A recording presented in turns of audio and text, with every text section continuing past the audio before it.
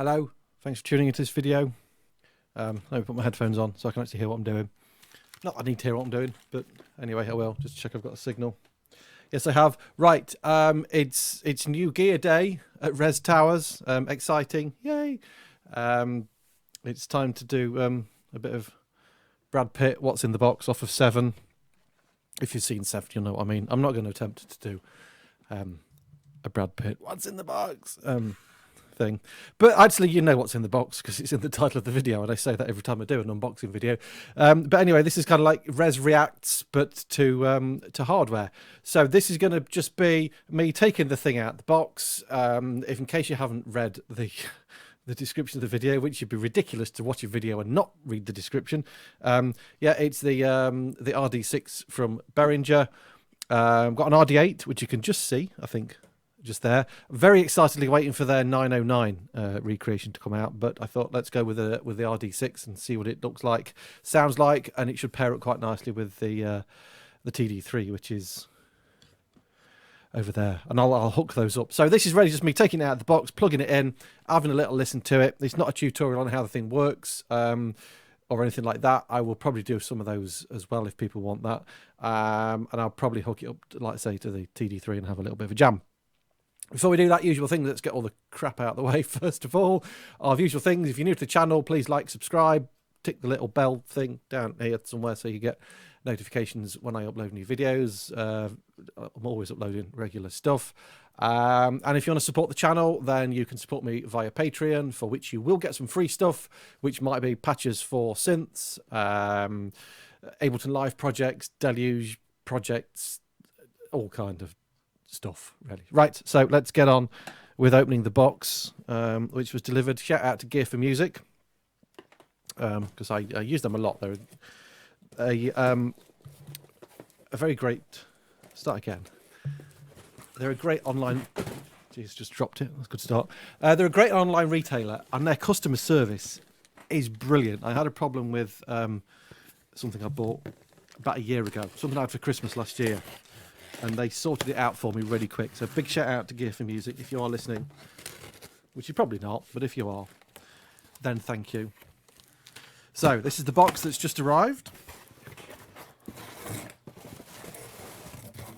which can be... Get that down there. So here we go. There's another Behringer box to add to my collection. I don't know if you can see over there. I've got to sort my boxes out. I've got like ridiculous amounts of Behringer boxes. So Behringer, if you want to send me more free stuff, or any free stuff, because I've bought this with my own hard-earned cash. Okay, so this is not sent to me as a freebie. I have parted with some cash and bought it. But I kind of looked at it and I thought, you know, it's, what, £148 British pounds it's cost, which is ridiculously cheap. So, we've got the box. Let's show you in this camera. Okay, so Analogue drum machine with 8 drum sounds, 64 step sequencer and distortion effects. Usual kind of Behringer design. Check that camera's all right. It is. So we've got another smiley face sticker. I mean, I could go into business with Behringer stickers. So manual. I'm a bloke. What do we do with manuals? We throw them over there for now until I realise I can't work it. Right, let's hope for a UK plug, or at least a plug with an adapter. Nope. Marvellous. So no adapter. Let's check there's nothing in the box.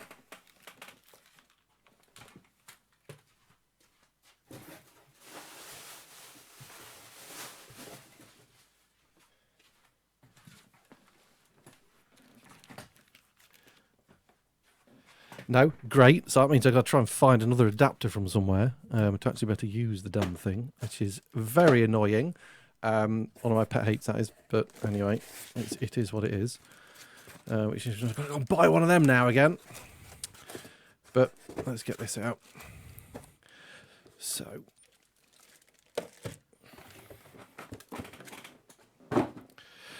it's, I mean, it's basically, it's the same kind of weight, feel, size as the TD3.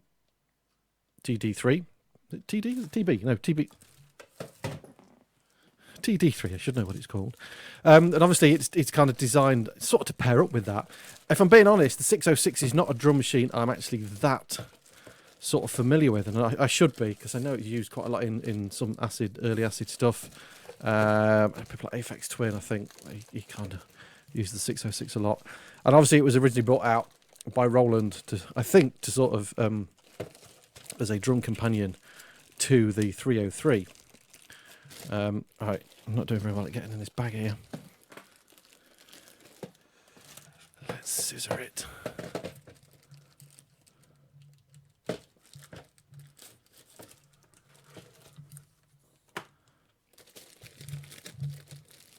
There we go. So very lightweight, kind of plasticky in feel, as is, I mean, I think the original was, as is the original 303. And the the TD3 as well. So there we have it. So, I mean, it does, you know, it matches very nicely the TD3. So let's have a look what we've got around the back. So we've got separate outputs for each drum sound, which is very cool. I like the fact that they do keep doing that.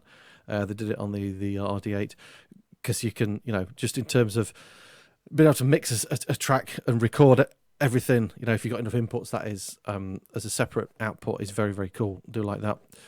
We've got a mix out, which is the main out. We've got a start stop, to which I have no idea what that does at the moment. MIDI in, MIDI out / through. So we've got not got a dedicated MIDI through port, but it will pass MIDI through, which basically does the same thing. So that's fine. USB port, and then power. Then on the top, I mean, the layout is pretty much exactly the same as the TD3. So we've got kind of volume switches, I assume these are for. We've got accent, bass drum, snare drum. The toms seem to be like on their own, low and high tom.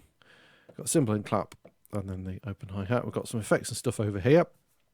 And then we've got some like modular capability stuff here with sync in and headphones out on the top. Tempo, track, instrument, and all of the thing here, scale function. Yeah, so that's, I mean, I'm kind of slightly aware of the scale function because that was on the original 808 and on the TD8. So that's kind of just a quick overview of the unit. It would be nice if they made these battery powered, because they're really light, and it's the sort of thing you could quite easily just, like, you know, go out and sit in your garden and jam with. So what I'll do is I'll just pause the camera for a sec, and we'll hook it up and we'll see what it sounds like. Okay, so here we are, we've got it hooked up. Let me just check this camera angle's okay. Nice, I can just about sit in there. So yes, unfortunately we've had to sacrifice the System 8 for now, because that came without a UK plug adapter, and I got one in there. So sorry System 8, you've gone for a sec. So I'm hoping there's going to be some patterns programmed in on this. I don't know if you've seen my video on the RD-8, and if anyone's had one of those, when you get that, there's literally nothing in it. There was nothing in it. I pressed play, nothing happened. It was like, okay, let's at least have some demo things. So let's start it and see what happens. Oh yes, we've got sound. Oh, that sounds, yep, sounds nice. So tempo. I mean, I've no idea what, because this is just like a random thing. There's no readout to tell you what the tempo is, but okay, it goes from slow to ridiculously fast. So I've got volume switches up at the top, which is nice to have.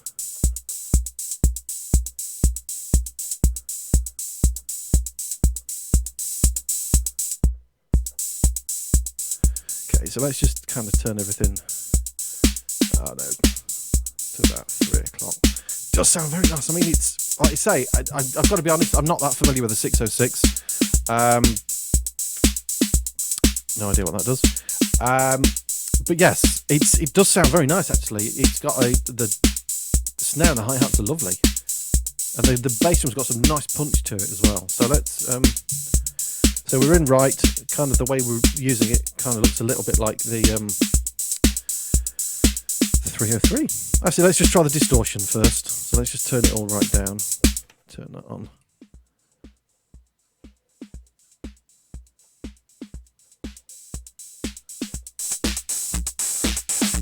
Oh, that's very dirty. So we've got a tone dial for distortion.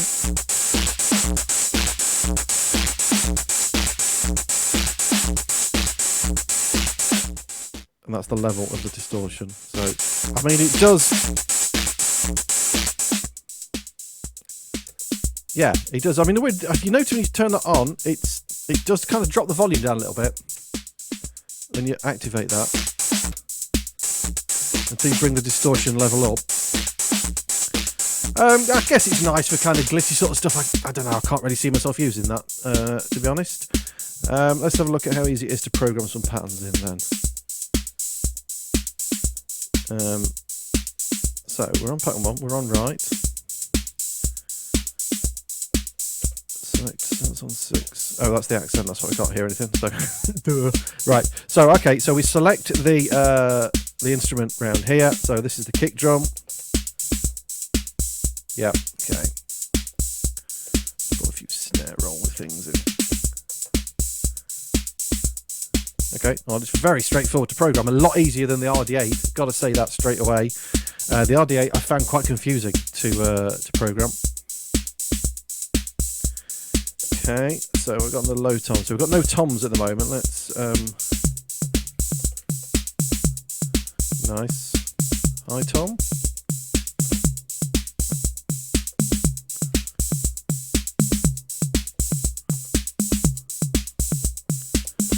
So obviously it seems to be very limited on obviously in terms of changing the sound, the pitch of the sound. I think as far as I can tell straight away, the pitches of these are fixed. You know, obviously the RD-8 is a lot more. Let's turn it off for a sec. Obviously the RD-8 is a lot more expensive, and you can affect the sounds a lot more on that. So you're kind of fairly limited, but sometimes I kind of quite like that. So this clap I think is wasn't on the original. We've got this as an extra thing. So we've got cymbal or clap. So I think over here that's going to be cymbal. Yeah, or we switch over to clap. Okay, so we can have both going, and we select which instrument we do on there.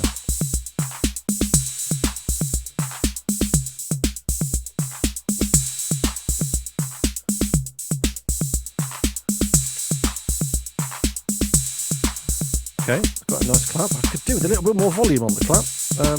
Let's try accent in the clap. Let's just get rid of that.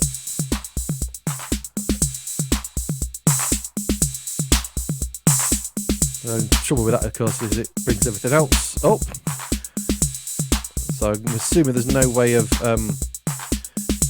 kind of eliminating the accent. I don't know, there may be. I've got to look at the instructions, but it does sound nice. I do like the sound of it. It's got a nice little bit of let's get rid of that cymbal because it's annoying me. Hi-hat. So this is open.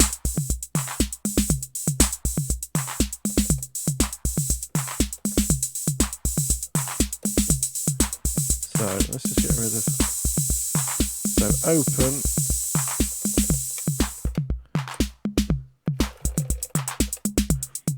Very nice hi-hat. I do like that tight hi-hat. Sorry. One day I will make a video where I don't hit the camera. Yeah, I like that. The hi-hat is lovely.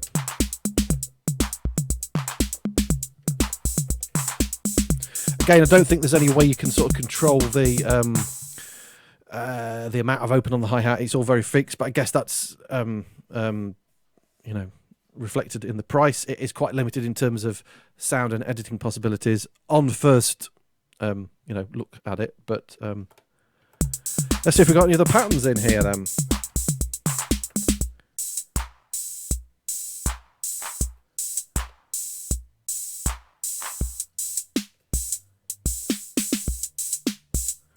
So it comes with a load of patterns programmed in, which is nice.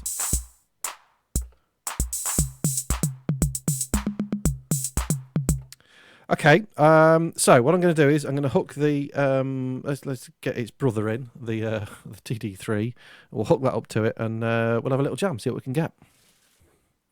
Okay, so we're back. I've got it hooked up, which seemed to take me a hell of a lot longer than I'd hoped, anticipated. Part of it was me being a bit dense with my MIDI connections, and the other part of me was was me spilling tea all over the new unit.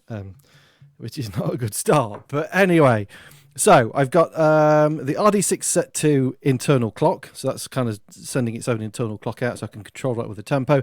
To set your clock and MIDI stuff and so on, you just hold these two down. And you can see I've got that set on internal. You do the same thing on the TD3. And I've got that set to MIDI. So when I press play on here, it's going to trigger the two together. Now, it's kind of done some weird timing things, which I've got to try and work out. Which I think...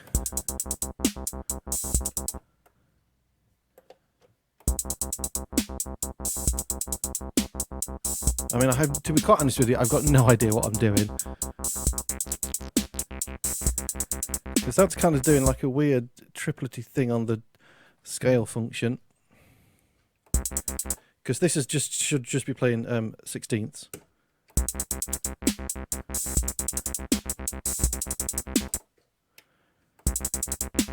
And the scale function kind of doesn't, I don't know, doesn't really seem to do a lot.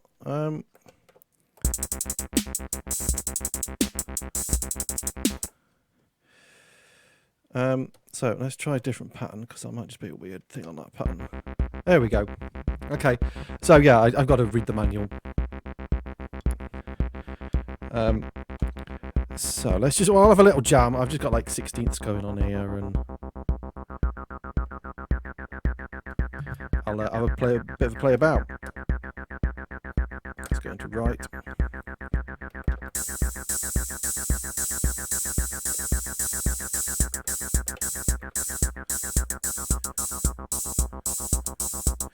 And I'll see what random patterns I've got on here.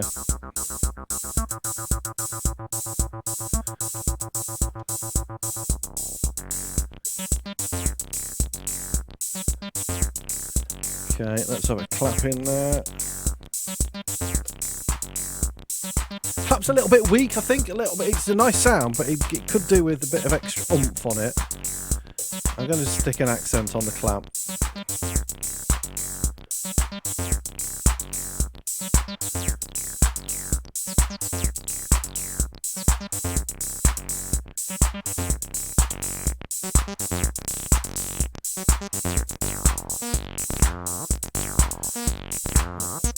This is just some random nonsense.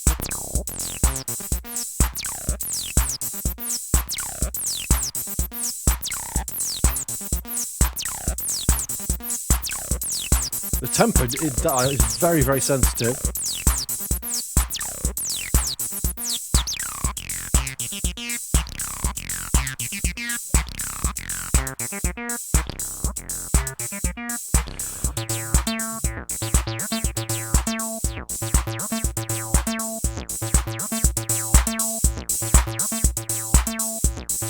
Turn it up a little bit.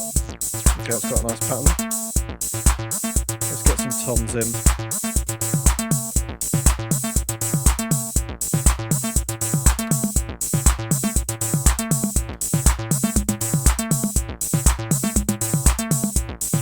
Do some random snare stuff.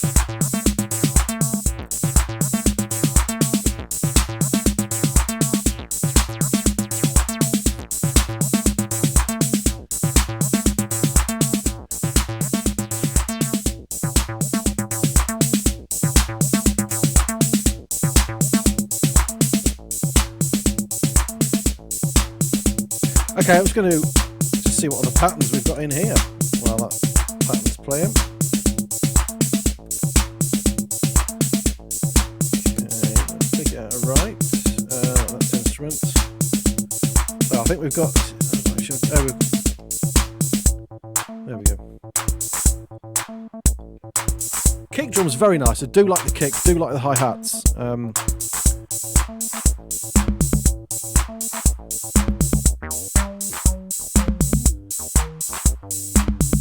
Okay, a bit of a random pattern on there. Let's see what else we've got on here.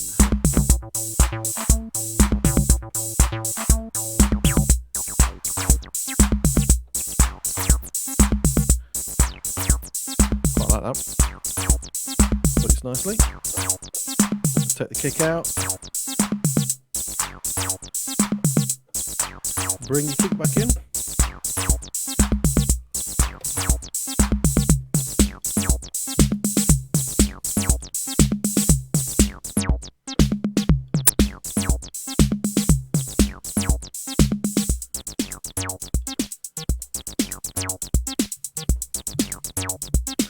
It's certainly got a nice acidy kind of sound to it. It does sound pretty sexy, I've got to say. Just for like jamming some acidy stuff. Let's give some distortion on here.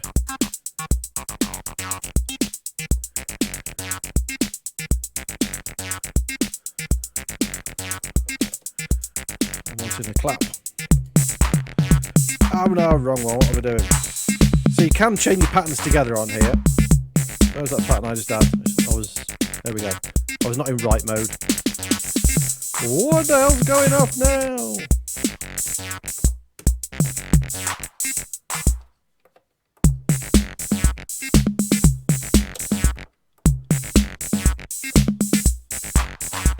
Right, when I go into right mode.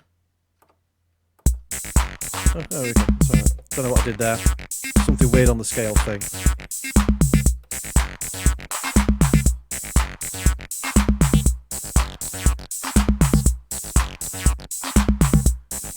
Okay, right, I'm getting carried away. I mean, yeah, you don't want to see me just faff about with something I don't know what I'm doing with. So, first impressions is, yes, it does sound very nice. It can't deny it. I mean, for the price, you know, it's all analog and all this sort of stuff. It sounds pretty cool. It's compared to the RD-8, it's very limited, obviously, in terms of sound design and changing the sounds, but I guess that's part of its appeal, its beauty, in that it's simple. And if you want to go for that really classic acidy sound, these two combined together do sound very, very nice. So there we go. Quick first impressions on that. Yep, do like it. It's limited, but as I keep saying, I like that. So I'm going to spend a few days with it. I will actually read a little bit of the manual, although the manual doesn't look great, as is usually the case. So I'll see what else I can get out of it and sort of get my head around the scale things and chaining a few patterns together. And yeah, keep an eye out for that. I'll probably do another video, just a bit more of a tutorial on it and a little bit more of a jam. I'm going to play for a few more minutes, so you can watch if you want. If not, thanks for watching. I'll see you in the next one. Cheers.